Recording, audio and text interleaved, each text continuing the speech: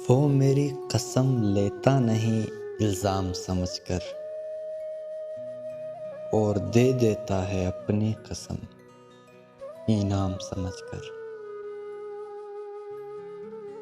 वो जानता है मुझे उससे कितनी मोहब्बत है,